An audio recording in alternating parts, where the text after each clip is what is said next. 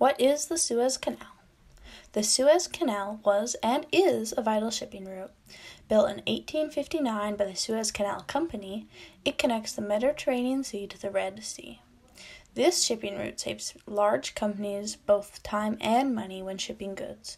It was mainly funded by British and French shares. The beginning. The Suez Canal crisis, also known as the Second Arab-Israel War and the Tripartite Aggression, was an invasion of Egypt and the Suez Canal area in November of 1956. 2 years before the fighting even began, the Egyptian military started pressuring the British to end their military presence in the canal.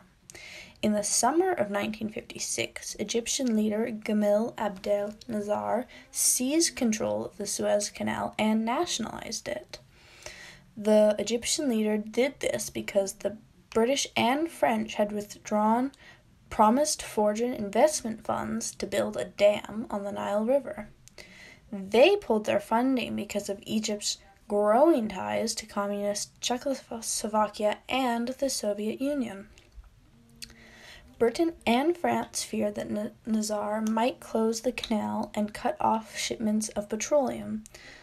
When Nasser didn't listen to diplomacy, Britain and France covertly planned to invade Egypt. The two countries allied with Israel, who was ready to help. The middle. On October 29th, Israeli forces marched within 42 kilometers of the canal. From the next step of the plan, Britain and France ordered Egypt and Israel to retreat from the canal and surrounding area.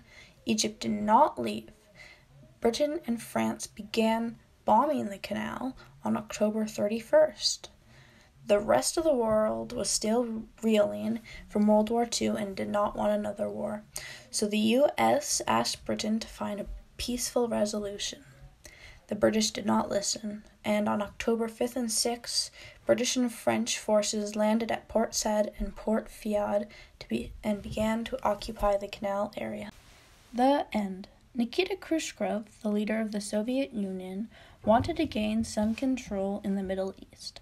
To help achieve this goal, they supplied arms to the Egyptian government, beginning in 1955.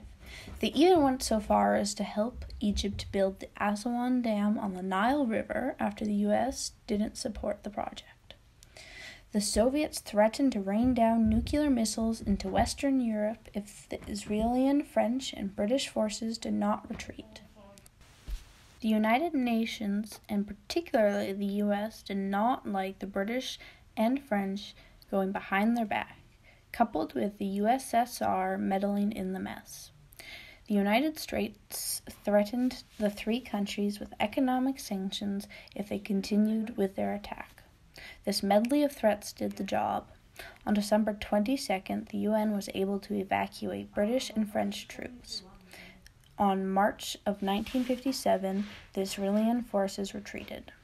Israel was not able to gain rights to the Suez Canal, but it was able to retain the shipping rights in the Straits of Tiran. For Britain and France, while they lost most of the influence in the Middle East, the whole event embarrassed them, and Nasser came out stronger than ever. The peacekeeping force that intervened during the Suez Canal crisis became an outline for all the following missions. Canada was able to cement itself during the crisis as a world leader of peace. To this day, Canada has always sent people to partake in the missions. Lester B. Pearson and Canada. Lester B. Pearson was the Minister of External Affairs for Canada and eventually became Prime Minister. He wanted Canada to have a role in international affairs, but at the time it looked as if Canada would be overshadowed by the United States. He said, "We are constantly faced with the problem of trying to influence United States policy in a manner which will protect our own interests and our conception of what is good for the world, but which will not involve us in public quarrels with a great and friendly neighbor."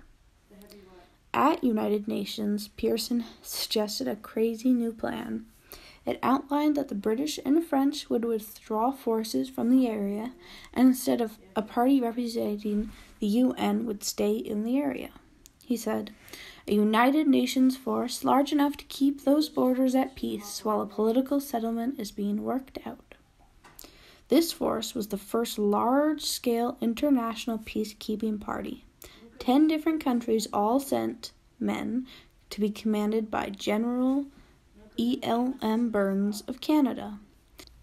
They kept peace in Egypt and the Middle East until 1967.